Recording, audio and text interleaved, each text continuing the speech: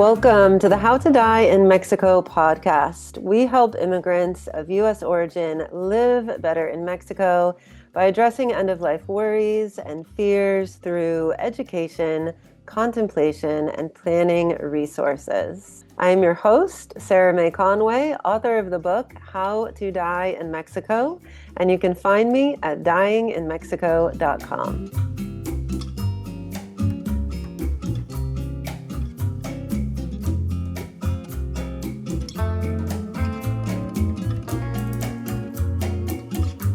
Maybe you've already done some end-of-life planning in the United States and you have legal documents in place, such as an advance directive or a will.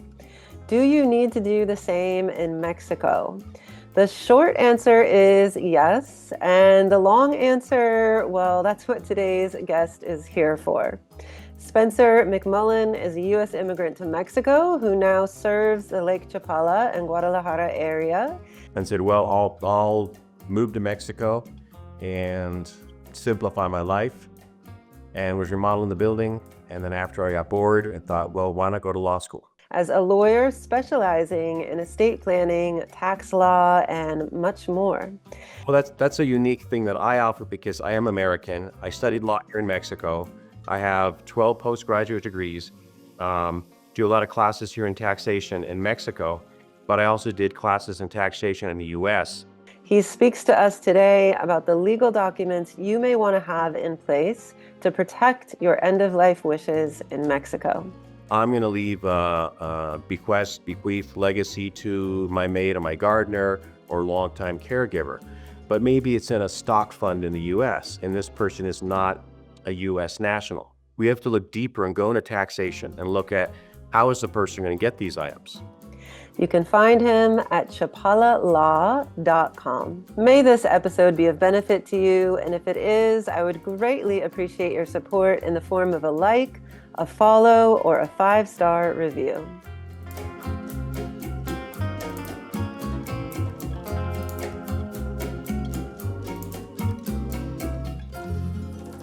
Do you want to just start with a little bit of were you born in Mexico? Maybe tell me how, where you're from, your journey to becoming a lawyer.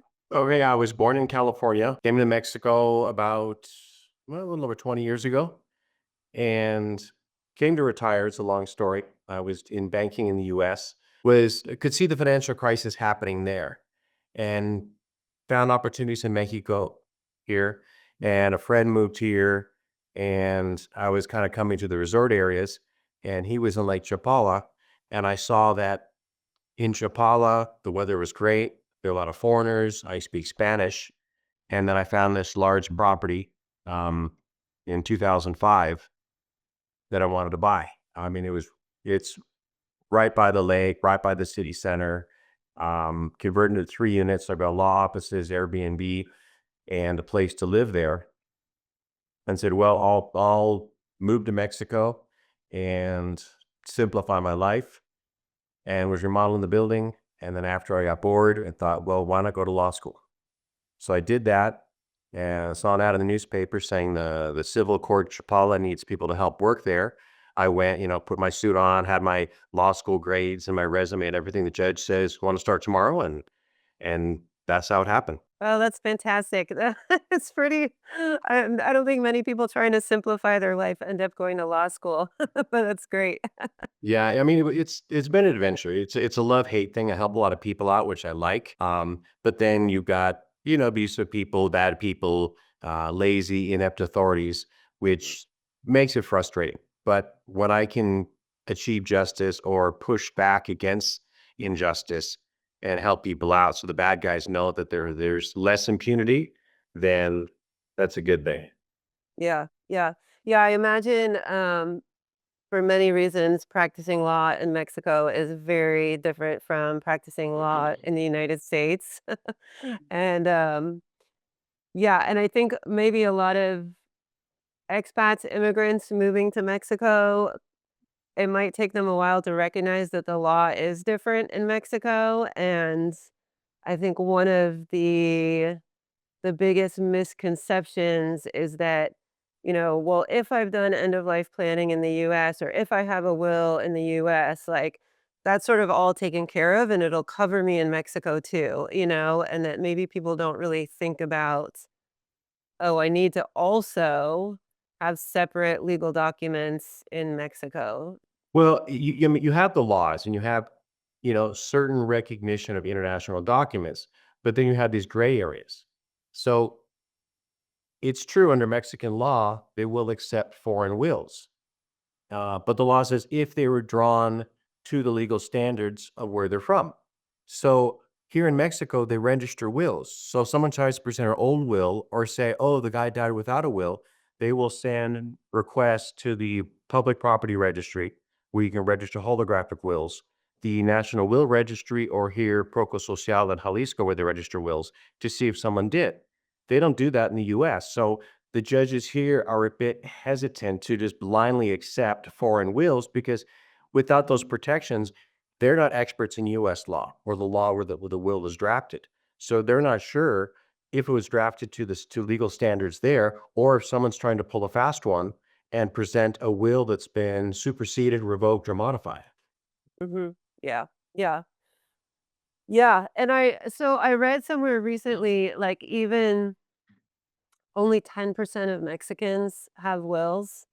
Do you feel like that's an accurate assessment? And then what do you think about, like, how many foreigners in Mexico have wills? I mean, a lot of them do, but what I tell my clients is we'll do a will, but let's do estate planning first. Let's go deeper because a will is to adjudicate assets that have no beneficiary clause or special procedure. So if we can have a will but not need it, what does that mean? Well, by using beneficiary clauses. Now, it depends where you live. In the state of Jalisco here, you can put a beneficiary clause in the deed and you could put substitutes. So generally, the most common is for a married couple to reciprocally designate each other as beneficiaries, and then if not them, another person. Now, an important thing that happened about 3 years ago is they changed the civil code because prior you could only name parent-child relationship or spouse. Well, now they eliminated that. So you can put your brother, your sister, your favorite, your best friend to receive the property if something happens to you. And that's great because probate is time, money, bureaucracy, attorneys. And now that step's cut out if you use the beneficiary clause. Mind you, one big shock for a lot of people here is transfer tax. People say, oh, my spouse died and I had to pay 150,000 pesos to transfer the title to my name. Because here in Mexico, property taxes are low. It's kind of, I talked to some clients the other day, and it's the reverse in the US. In the US, you pay insane thousands of dollars a year in property tax, but then your transfer tax is $700. Here is the opposite. Here, your transfer tax is about 3.2% of the tax value or sales price. Then you get notary fees, et cetera, et cetera. So you could easily pay $5,000 to consolidate or transfer your deceased spouse interest into your name. However, year by year, you're paying $100 or $200 a year in property tax. So over the long run, actually, you're saving money, but still, it's a big shock for people that when their spouse dies or they get something, now they've got to spend these thousands of dollars to change the title. Yeah, and so does having a will mean I is a way for me to avoid that transfer tax or No, no one avoids it. So okay. whether you're purchasing a property, whether you are gifting it or having gifted to you, you pay the transfer tax. Whether you acquire it through execution of beneficiary clause, whether it's through inheritance. Now, will adds insult to injury because besides those fees, now you've got probate fees and attorney fees and all Mhm. that.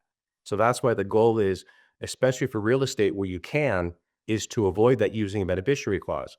But you have areas where the state law doesn't provide for that. Now, people on the coast will say, oh, that darn trust and that $400 trust fee. But the trust can actually be a good estate planning tool in states that do not provide for a beneficiary clause in the real estate deed. So that's if someone's getting up there in age, if someone's, 30 and they're going to live to be 70 or 80, well, maybe they could be a Mexican citizen and do a will is maybe over 30 or 40 years with all those trust fees saved, it makes sense. But if someone's in their 60s or 70s, they have 10 years of life, it might be simpler and easier to just keep the land trust because it's an administrative change when the owner dies to switch it to a new beneficiary. Mhm. Yeah. So so if I for my property, my real estate, my house, I can use perhaps a beneficiary trust, whether I have a deed or I mean a beneficiary clause, whether I have a deed or a fideicomiso, right? Well, for a foreigner, fideicomiso is required in the strictest zone, which Hmm. is 100 kilometers from the border. So Rosarito, Tijuana, all that, or 50 kilometers from the coastline. So all the coastline properties are going to have a trust.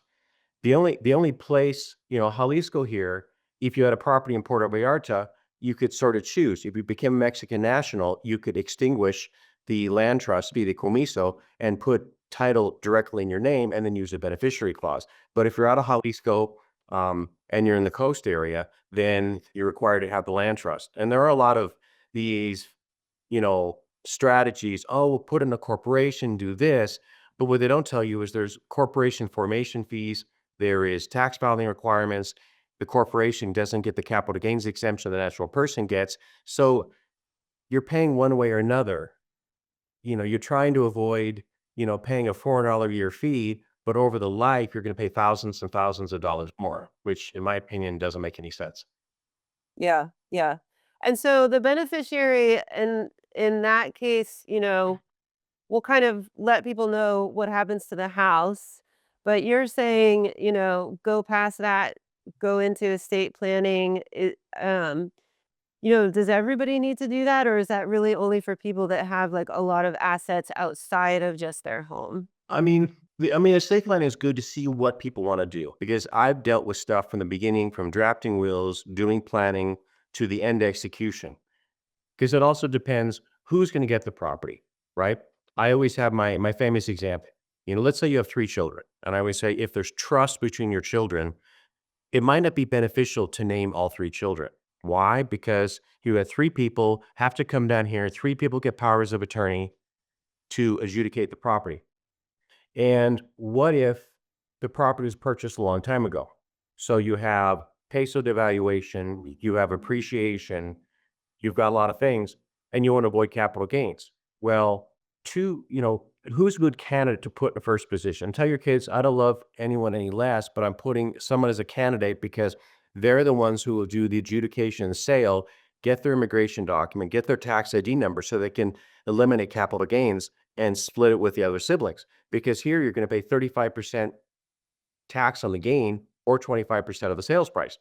So my famous examples are who's a good candidate? Let me say who's a bad candidate. So the guitar playing hippie that has no money and no passport, or someone that's scared of Mexico is bad because they don't qualify for a visa. Likewise, an attorney or a doctor who's a workaholic doesn't leave their desk. They're not going to want to fly to Mexico and spend a week or two messing with this stuff. Mhm. So, look at the candidate, has a passport, who can get a passport, not scared of Mexico, has the brains to do it, the honesty, and the financial solvency to qualify for a visa. Mhm. Yeah. Yeah, and so then that simplifies things by having, like, that single heir, so to speak, and, um, then it's up to the children to work it out amongst themselves. Well, you put the best candidate in first position, and if not them or they predecease you, then the next one in second position, and so on and so on, and Mhm. kind of in that order. So when the time comes, you get the maximum benefit. Yeah, yeah, yeah, and correct me if I'm wrong, but I heard also, like, there's different types of wills in Mexico, and that it's, like, perhaps simpler or less expensive to draft a will where everything goes to just one person versus like parceling out, like, I want this to go to this person and this other thing to go to these other people. Well, you've got different types of wills, but the public open will is the general one. You have holographic wills, which can be lower cost, but they're problematic because they must be handwritten. You can do them in English if you want, but you have two exact copies that are in sealed envelopes and register with the property registry. If there's any discrepancy, now you don't have a will. Mhm. Whereas you can do a will with the notary here during September, October. We have reduced prices, so you can 3 to 4 thousand pesos. You can get a dual column English Spanish bilingual will. Yeah. Yeah. And speaking of the notary, like, can I go?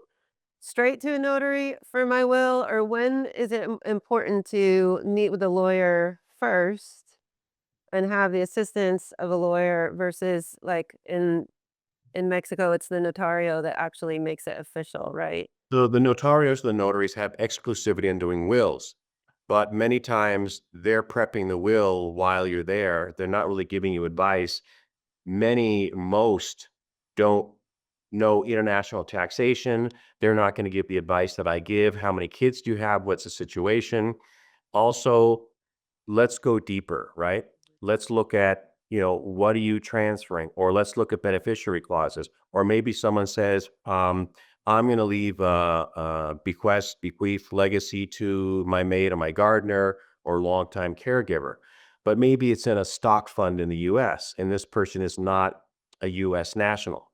So something like that, there are draconian taxes for foreigners inheriting things like that. They get an exemption, but they're paying a 40% tax. Now you're giving the US government 40%. So we have to look deeper and go into taxation and look at how is the person going to get these items? And maybe not stick it in the will. Let's use a beneficiary clause. And let's look at the different fund types. Maybe someone says, well, I'll give this bank account to my family and this to my gardener. Well, if the gardener gets a stock account, he's going to have a heck of a time getting stuff done. So we look at if you have multiple accounts and multiple people you want to give the money to, who's the best beneficiary for each account? So when the time comes, they're not going to have a big hassle or headache. Yeah. Yeah.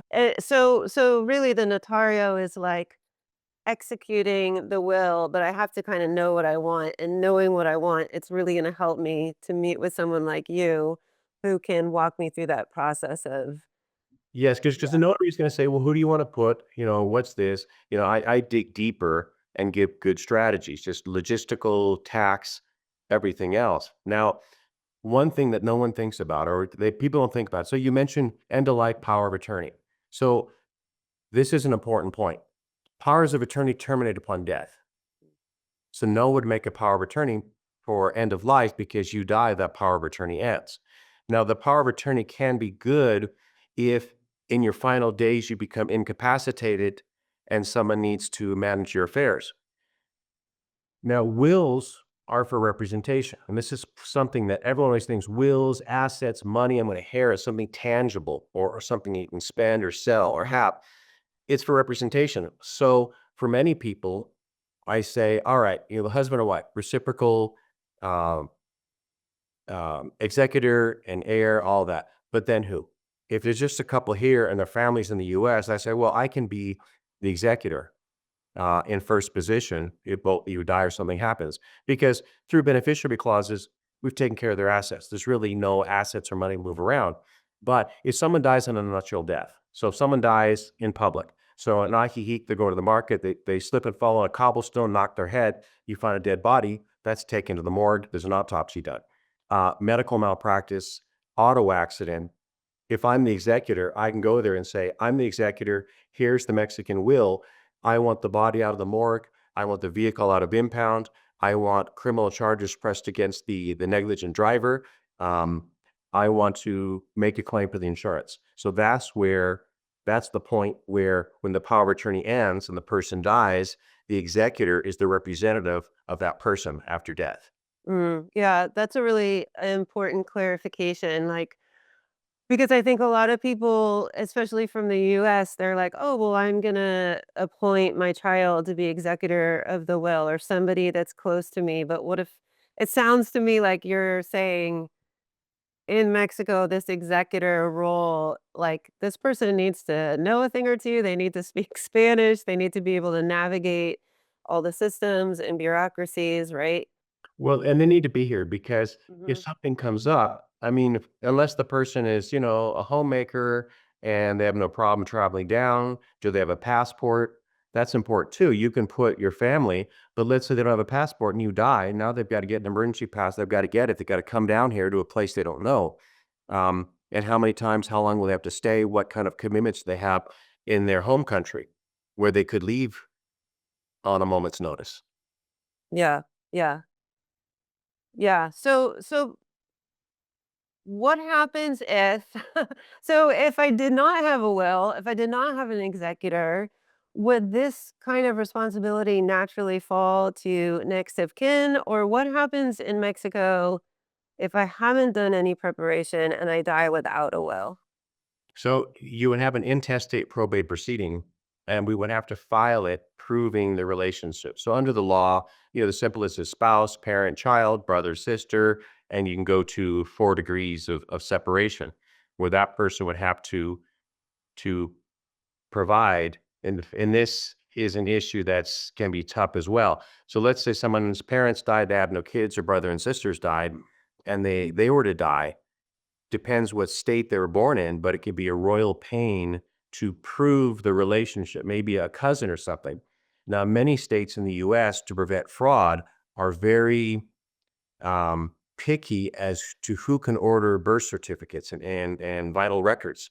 And unfortunately, we've had cases where, like Illinois is a horrible state because a guy's dad died and there were variations of his name. He couldn't order his father's birth certificate because only parents can order birth certificate. Well, the guy died at 80 and his parents were alive.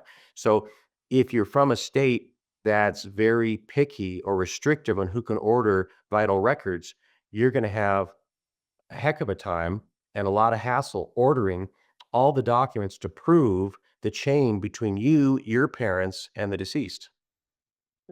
Yeah. You need to file the case in the court, then ask for naming a provisional legal executor.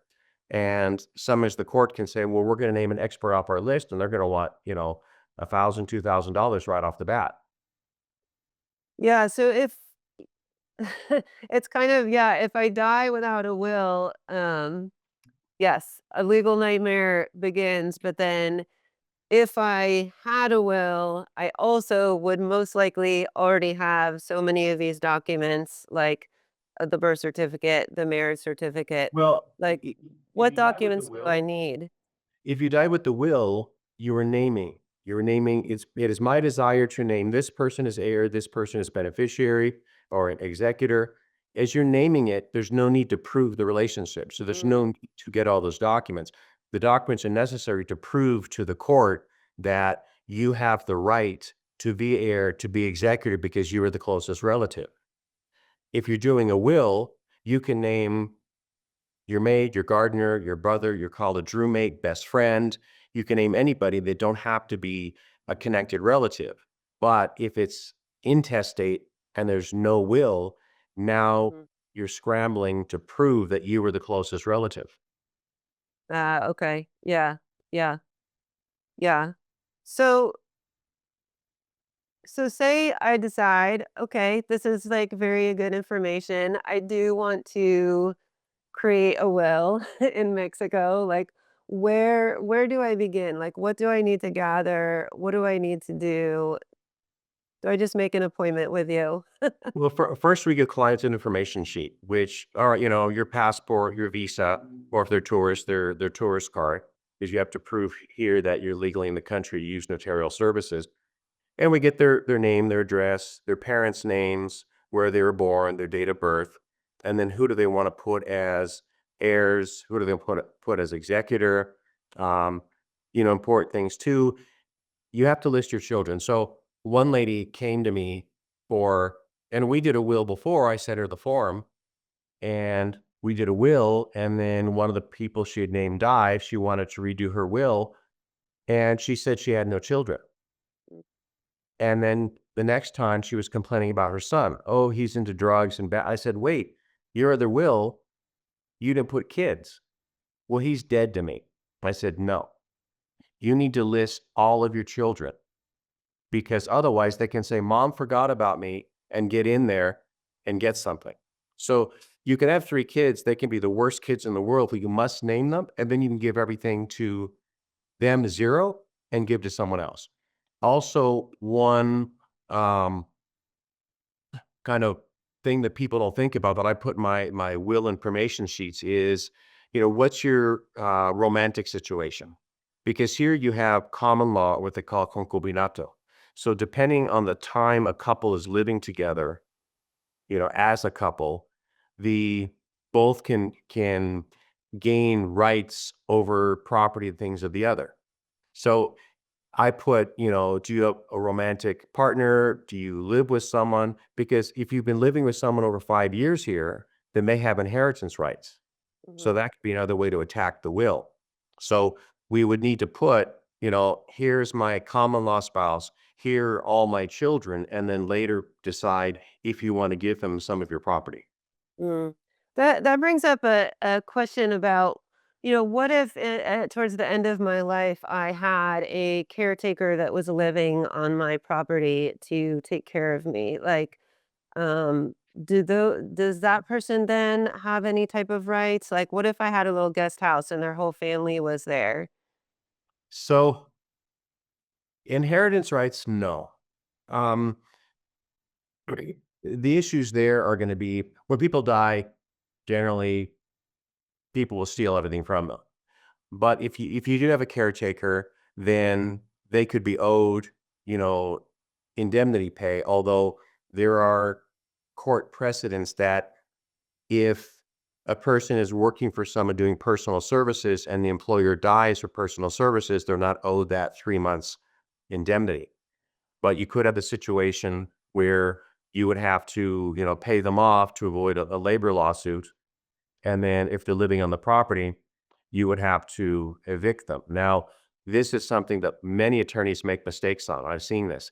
If you have a labor relationship and someone's renting a property in a property, you don't sue in the civil court. It's actually the only situation where the employer is the plaintiff in the labor court to then evict a an employee tenant.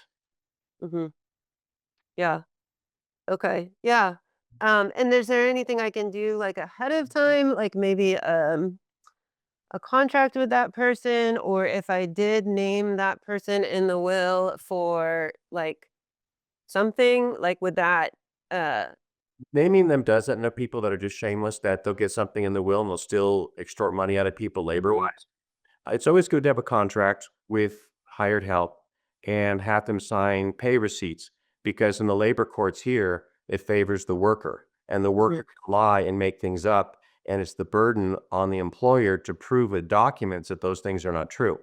mhm, However, if a person is close and working in the house and something happens, they probably, unless you have a locked safe, um, those things tend to disappear upon death, along with cell phones, cars, laptops, computers, jewelry, money, things like that.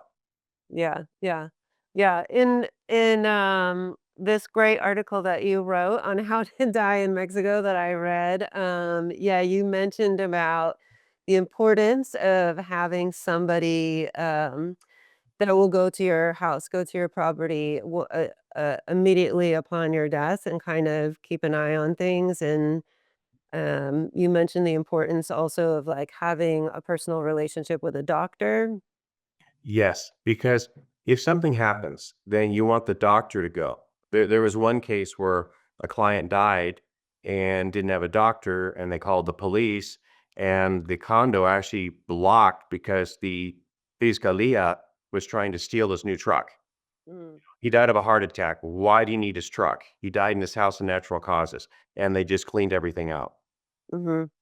Yeah, yeah. So a doctor would go, and if they know your situation, they could declare it. Obviously, if it's blood splatter, it's a crime scene. That wouldn't be the case, but they could say, "Up, yeah, my patient.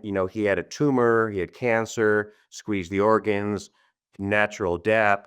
Then coordinate with the funeral home. But that's also why here in Mexico they have to dispose of the body within 24 hours. So instead of begging for money, who's going to pay for the cremation? It's good to get a prepaid cremation plan and then let your doctor know who the funeral home is.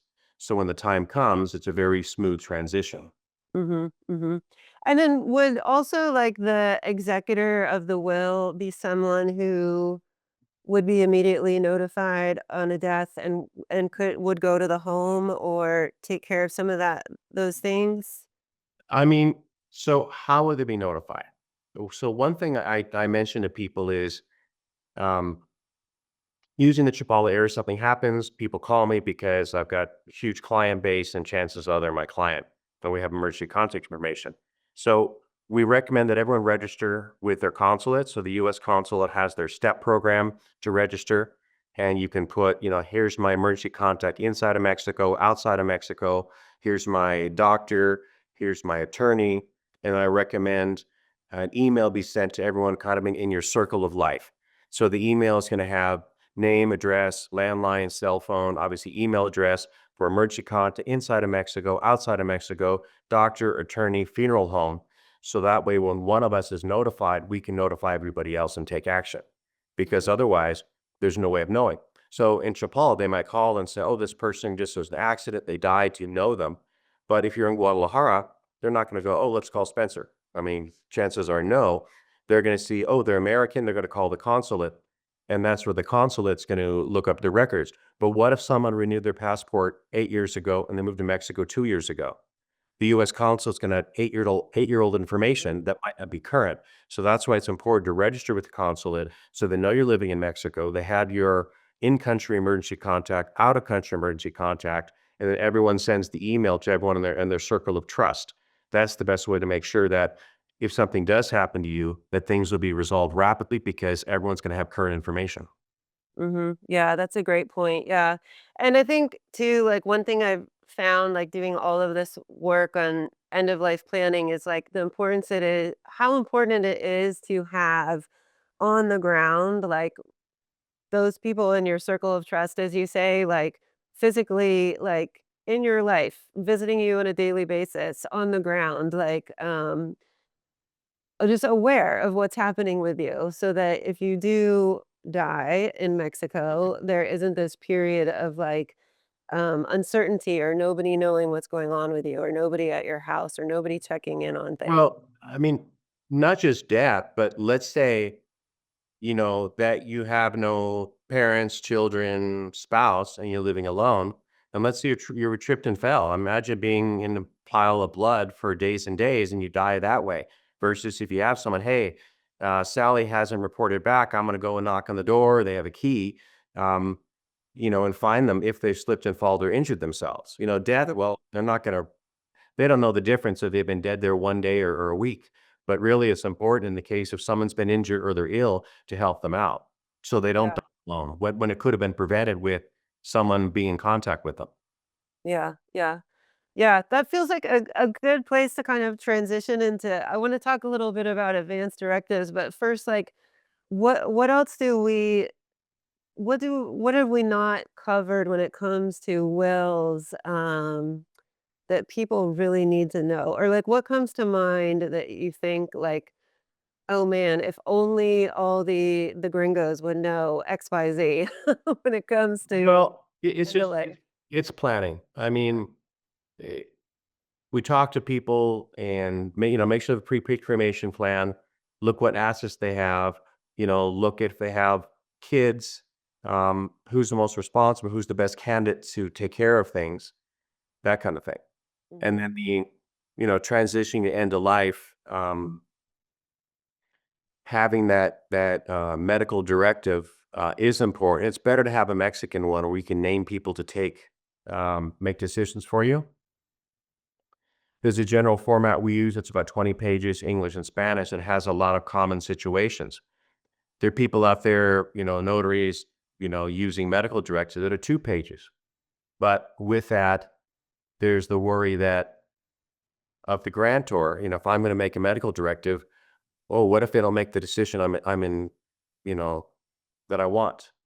And the stress for them, what if, I represent you and you're in the hospital unconscious? Wow, what are your true wishes? So in the very thorough medical directive, it has lots of scenarios. DNR, funeral wishes, do you want to wake, all these things. So therefore, you'll know that with everything spelled out very specifically, that someone's going to follow your wishes.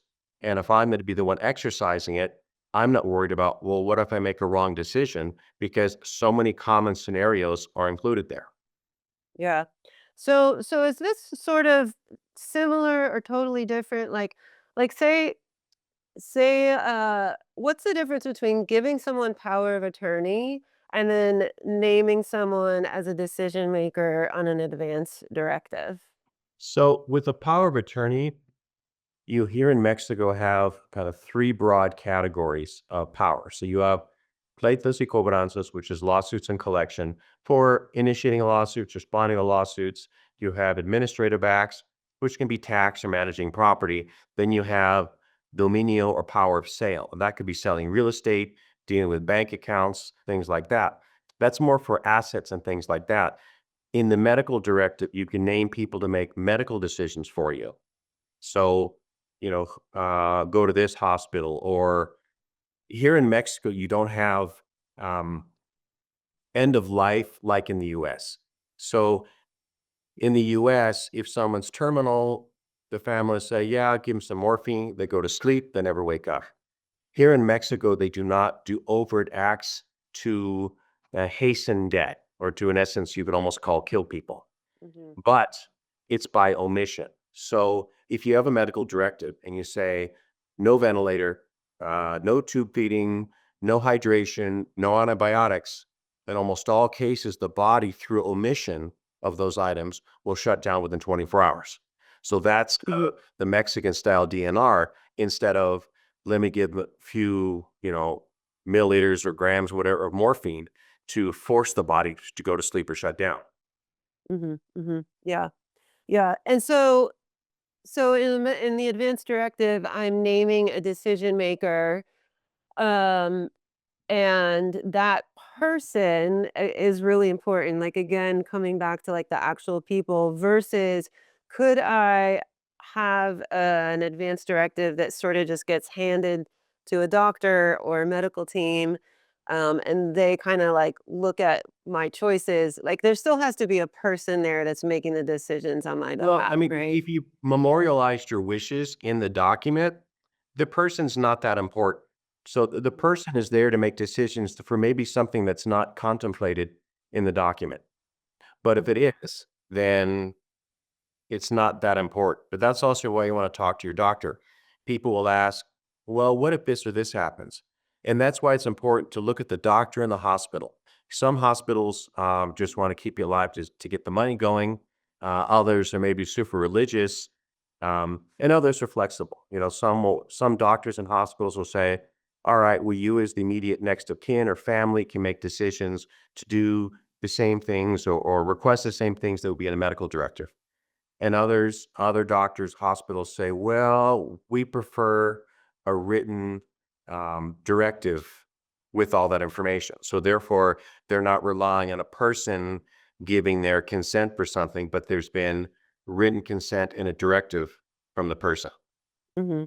Yeah, yeah, that brings up a good point. Like, if I don't have a written advance directive, who is allowed to, say I'm unconscious or say whatever, like, who is allowed to go to the hospital and make decisions for me? Anyone?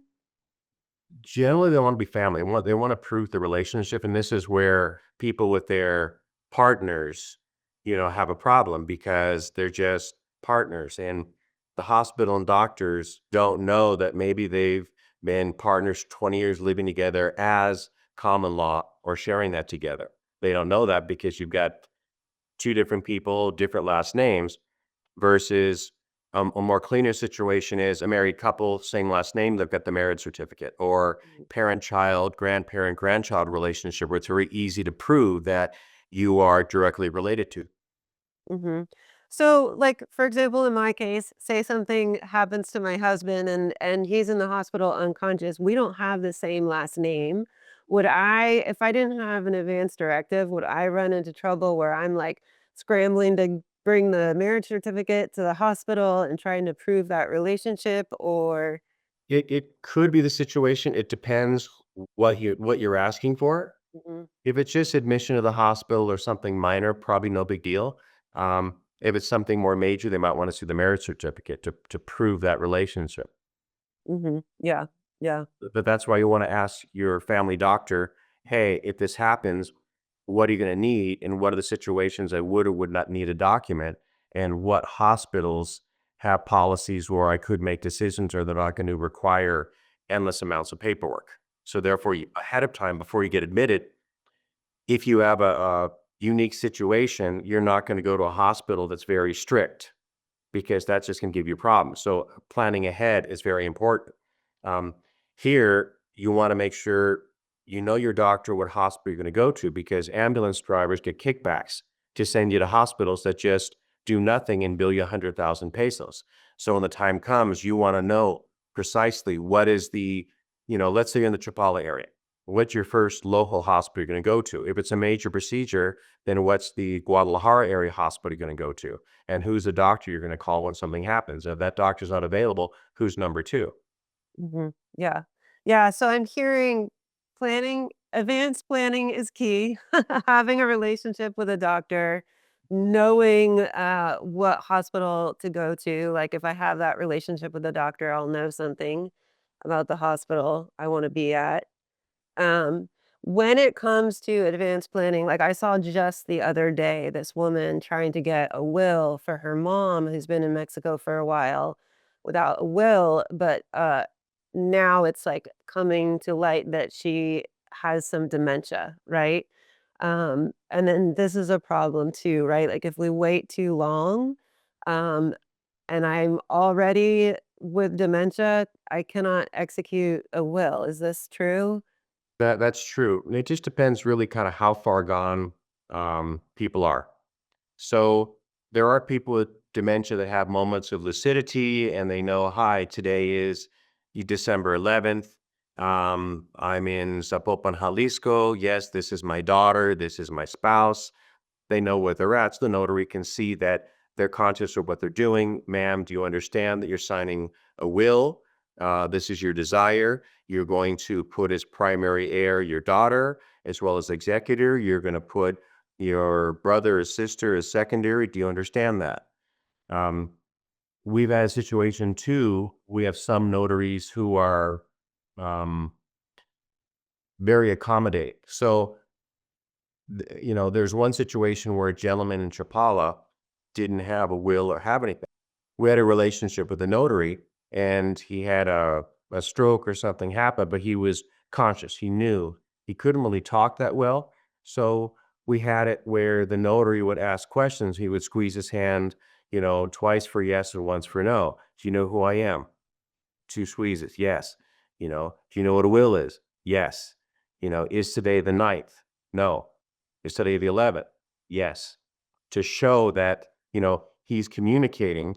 In that case, we're able to swoop in, do the beneficiary clause, do the will.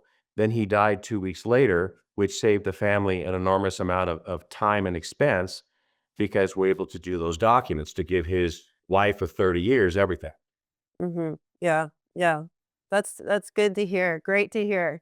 Um, and I assume there's some cases though where it's too late to make the will or people, what percentage of your work is cleaning up the mess because people have passed without a will versus helping people prepare? Like, Well, I mean, usually cleaning, most people with assets, and I give a lot of speeches and presentations about end of life, how to die in Mexico. So most people in the area here are aware. I mean, it's something to be dealt with. I'm really good at probate and end of life stuff, but that's good. I mean, I'm the attorney of death, but because I've seen so many hundreds of cases, more than cleaning up the mess of maybe someone that doesn't have a will, unfortunately, I've had to clean up messes from notaries who've not done their job. There's one case that fell in our lap where a lady gave a caregiver, who was kind of a scammer, said, well, here, you can have the little guest house in the back of the property, which on a property you can't split. So that's made a legal nightmare because the notary was goopy. She was a new notary and did that there. And the clients have had to go through years of litigation, thousands of dollars spent because the notary goofed.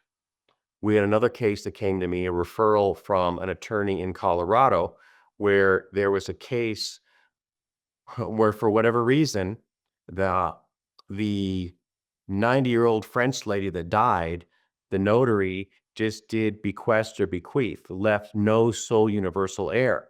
And as luck would have it, she was an actress.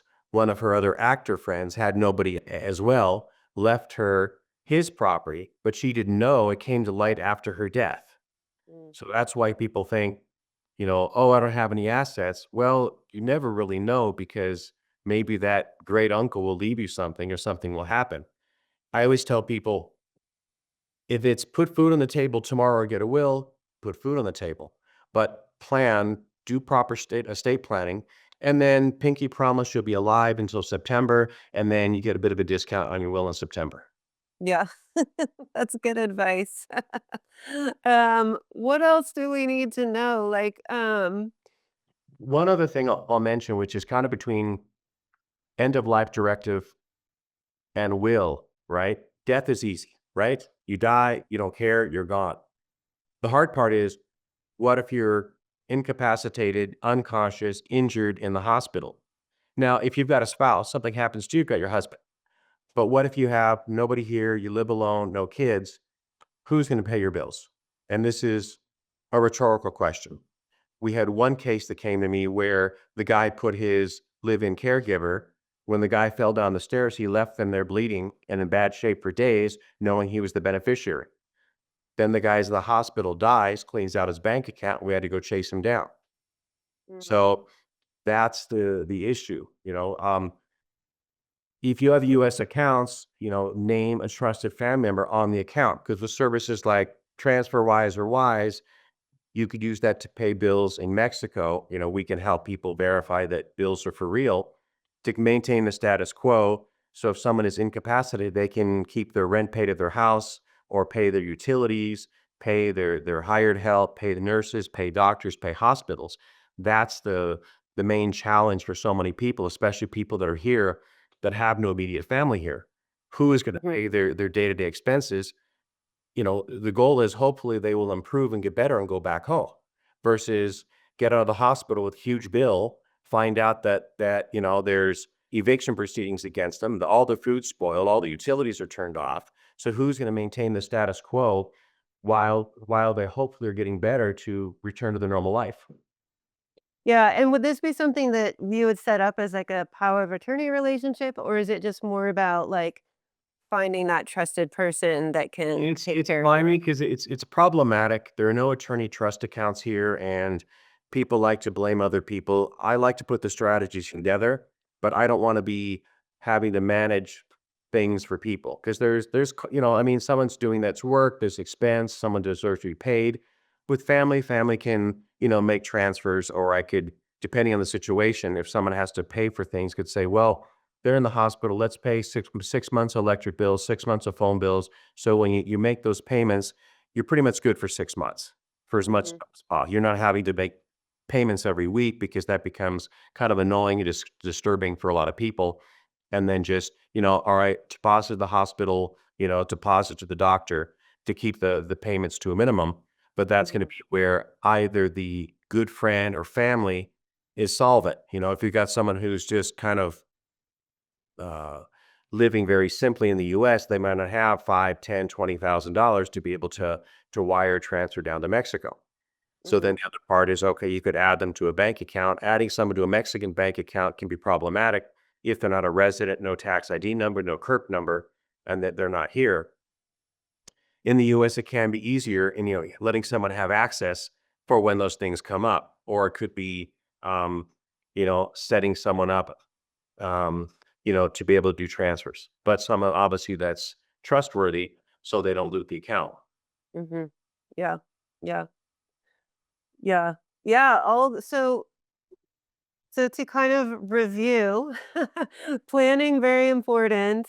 Having that relationship with the doctor very important, and the legal documents I might consider having in place is like, you're saying like estate planning, but that will include a will, that will include a power of attorney, and then I also want to have some type of advance directive that Well, I power can of attorney, not necessarily because your powers of attorney terminate upon death. So we're okay. talking about end of life.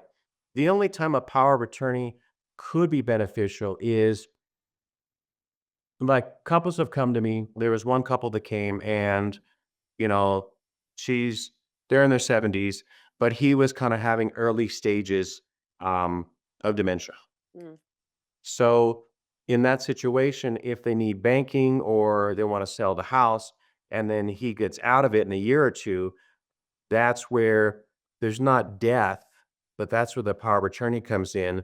So that way things can be taken care of and you're not having to do, conservatorship and file in the court and have all these experts to get orders for financial things. So if someone's mental acuity is deteriorating, that's where you want to get the power of attorney to handle things Mhm. because if they get worse, now you're in this limbo. I mean, death is easy. I mean, you're alive, you're dead, but it's this incapacitated, incoherent, mentally not there that really causes the most problems and stress because you're powerless to take action. Yeah. Yeah. Yeah. Great advice. um, yeah, you mentioned you go around and you do a lot of talks and a lot of presentations in this. Do you want to say anything about that or?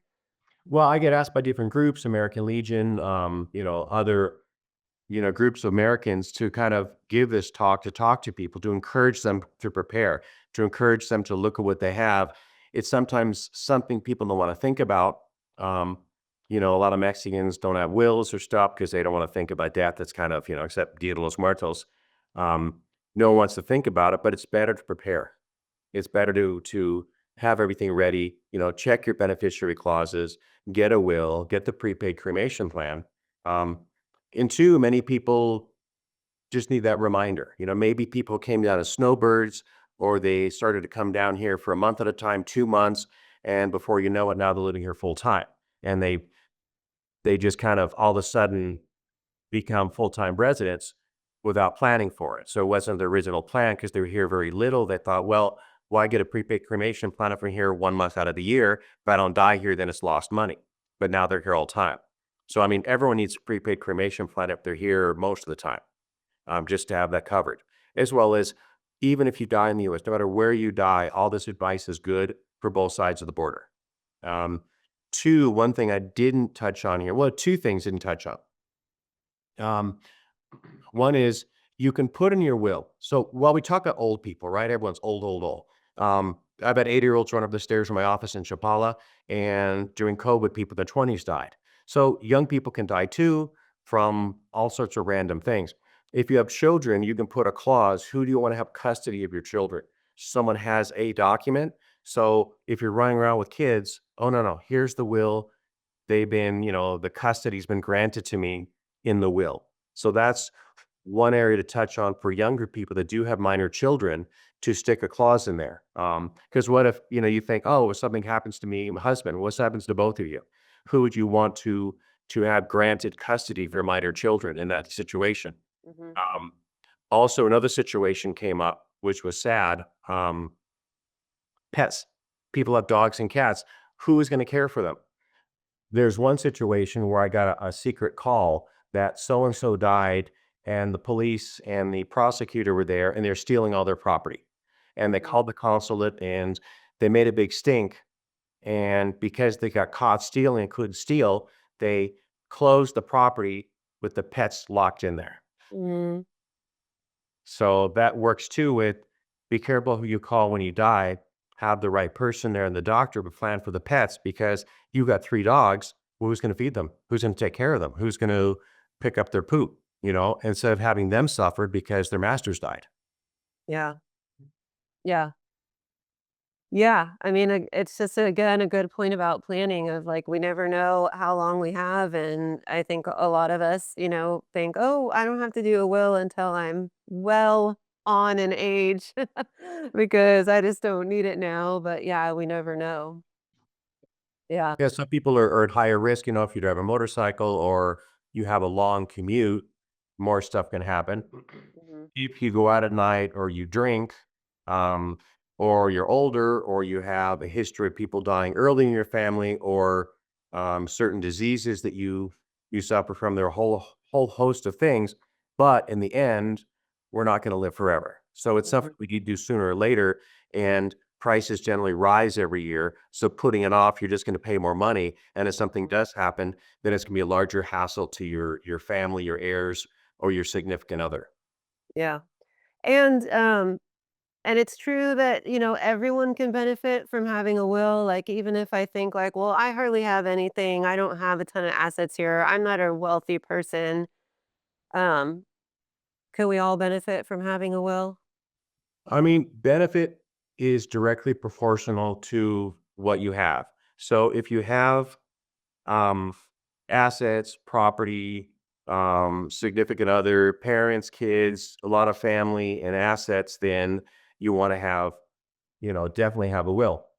The, let's say, 80-year-old widower with no parents, no children, nothing. She just got a closet full of clothes and her cell phone. And she just lives off her 1,500 in Social Security every month, nothing else. Um, Probably wouldn't have much benefit from a will. I mean, there would be compelling reasons.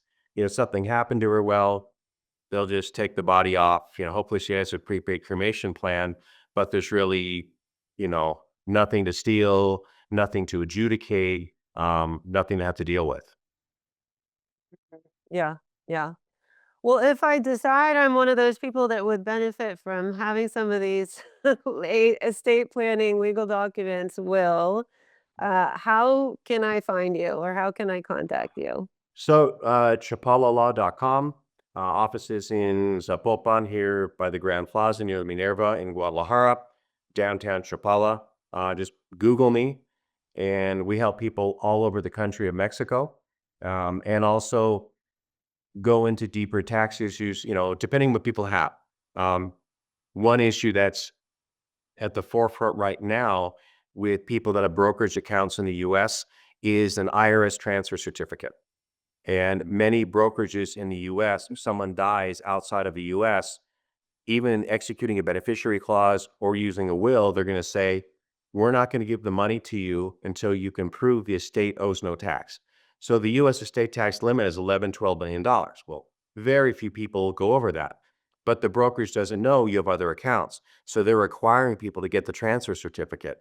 We had one estate where it took 2 or 3 years. Another only took 9 months. So imagine your spouse dies, he was the breadwinner, you need that money, and the brokerage says, sorry, we need the IRS transfer certificate. Now you're going to wait 6 months, 2 years to get that to be able to access those funds.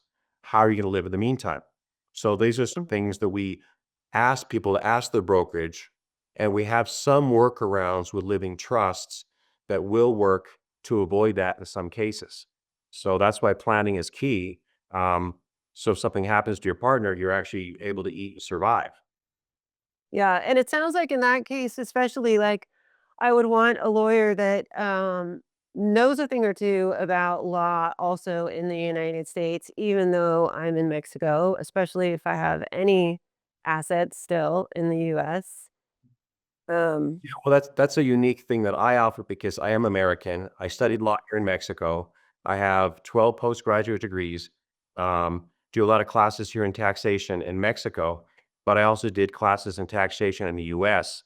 So I try to give people the US perspective because there is that dynamic between the two countries. If you do mhm, have assets in the US, what is the easiest way to transfer the assets there? I was in banking in the US as well. So if someone has a property in the US, depending where it is, we can look at strategies. I'm not a US attorney, but I can say, look, here's something I recommend you speak with your US attorney about, or estate planning for a stepped up tax basis and a smoother transition to adjudicate or take care of the property when you die that's in the US. So give them good ideas to then work with their US attorney on, or if it's just bank accounts, we'll take a look. All right, let's see how we can avoid the IRS transfer certificate, or you want to leave this account to a foreign national. Well, that's going to cause them a lot of grief just to get the money.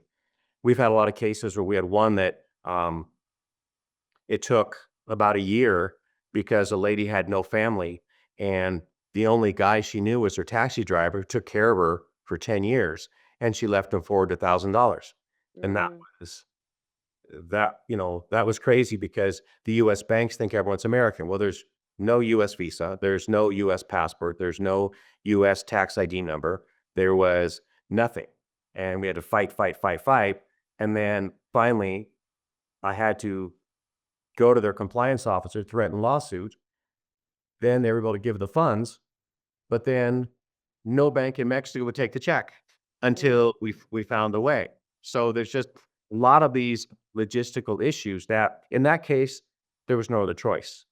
But sometimes we have choices. We have, well, I want to leave something to a maid or gardener, which will be a separate, bequest or bequeath. But let's take a look if there's a choice, the multiple accounts or assets, what is the best order to, give people things? Hmm. Who is the best candidate to receive this account with or that account? Or maybe with these securities accounts, it's better to form a living trust under the laws of the state you're from, stick the property in the trust because that'll avoid the transfer certificate. Hmm. So of course, looking at these issues to avoid after the fact, people spending thousands of dollars and being tied up in court for years when the person came in the beginning because they didn't want to have hassles. And Yeah.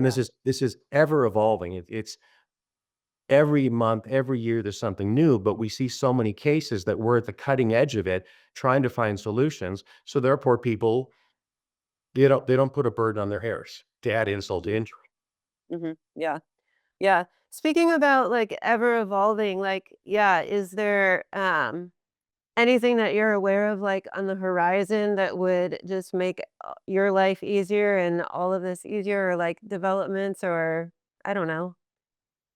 No, it's probably the opposite with more restrictions and more things happening, more restrictions by the US government, things, money being sent to Mexico. That's Hmm. gonna provide some challenges. We've got to look up over those laws with Mexico implementing for their citizen protection and international pressure against drug trafficking, terrorism, anti-money laundering. It's harder to do banking here. And that really affects when a person has a bank account or they put in their will their family in the US to get funds from a Mexican bank account. The Mexican banks here are horrible. Hmm. They play games, they lie, they do anything to not give you that money, and it becomes tougher and tougher. Now, if someone's a resident, they're here, they've got their tax ID number, their RFC number, the CURP number, then it's not that bad. But Hmm. in both countries, it's hard when we have a foreigner for that nation trying to get funds due to Hmm. a beneficiary clause or a will, and that's ever changing. Yeah. Yeah. And so in just if I'm like, "Oh man, I love what Spencer's saying and I really want to hire him as my attorney." Does it matter if I live in Jalisco or not? Like how specific are wills or any of these No, I linked mean, to the state? the Mexico is a civil law country, which is beautiful. So I have a federal law license, so I can practice all over. I have specific authorizations or licenses in 8 states. But as it's cookie cutter, every civil code is the same. The will registry is national. The tax law is federal. So all these principles apply in every state. The only difference are subtle things. Like, Jalisco has a direct beneficiary clause for their property deeds here, but I could check the state someone's from to see if their state has that as well, Mhm. just to rule that out, because that's obviously the first thing we want to encourage people to do. But as far as making a will, the rules, everything is governed by federal case law here, even though you have slight subtleties. Maybe the civil code here in Jalisco presumes community property, whereas in Quintana Roo, it presumes separate property. If a Mhm. marriage certificate doesn't explicitly state under what system they were married. Right, right, right. Um, well, all this has been really helpful and good to know. And I thank you so much for your time. Anything else? No, I mean, well, I could sit here and talk forever in Yeah. different scenarios and different things, but the main thing is, and people look on the internet, or one client came and says, always look at AI, but I spend 5 hours and I get it wrong, and in 20 minutes you give me the right answer. Every situation is different because everyone is specific. What country you're from, what assets you have, what's your situation, who you want to leave things to. So there's not a one size fits all. It's mainly looking at someone's specific situation, analyzing everything, and then formulating a plan. Hmm. Yeah. So talking to a lawyer about my specific situation, hugely important versus just, yeah, Googling. Well, because you go to a notary, but the notaries don't have that wealth of knowledge of Yeah. dealing with thousands of foreigners, and maybe they don't speak English. Yeah. Yeah. It's fascinating. Fascinating, all of this. And it also sounds very complicated. And so I'm really glad that there's people like you out there that can help me organize all of this if I want to really be be prepared so my family isn't going through, like you're talking about, like 1 year, 2 year, 3 year process after I die, trying to get a hold of my assets, especially if those are assets that they're depending on for their own living and livelihood. Yes. So yeah. Well, thank you so much. You're welcome. Have a great, look forward to seeing this online soon.